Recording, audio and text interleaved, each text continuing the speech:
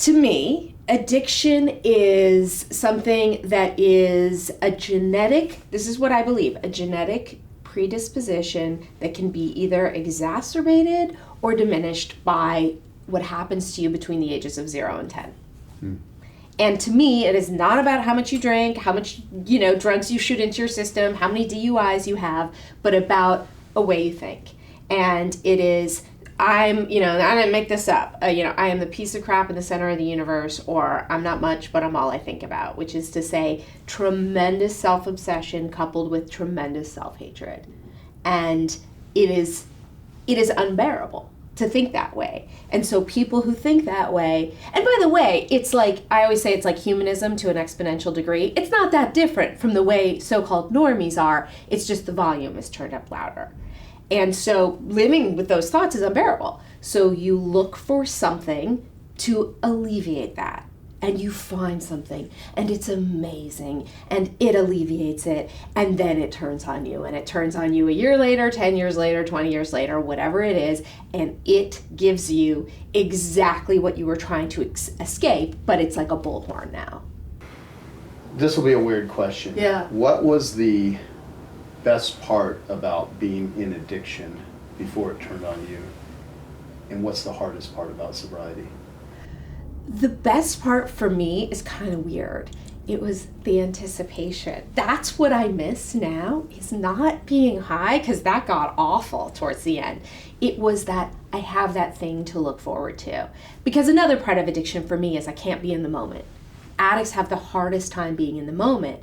And euphoric anticipation is the greatest feeling for me. Because it's like, well, I may not be 100% okay right now, but I'm gonna be in 3 hours.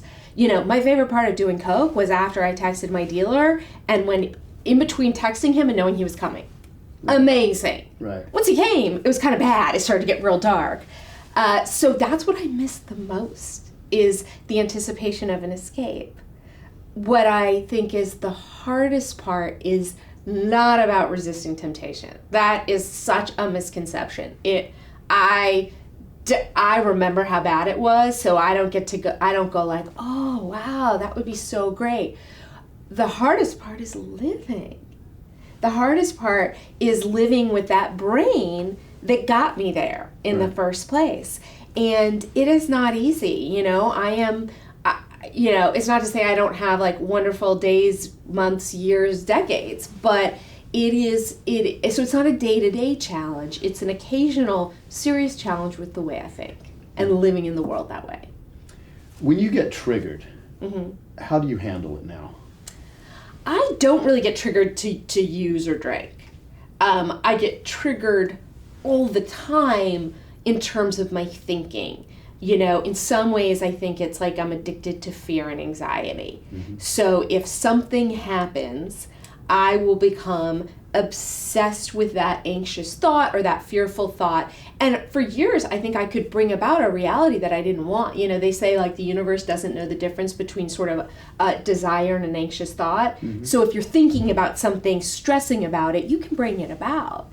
So and a new thing, this is like kind of crazy. This happened like after 15 years of sobriety. I started to realize I couldn't trust my thoughts. I kind of knew that, but what I really get is I have extremely extreme thoughts about often the people in my life, whether that's like a good friend, a family member, a boyfriend. And when I'm like, I hate them, I used to be a big like cut and run, done, trading in that one for this one.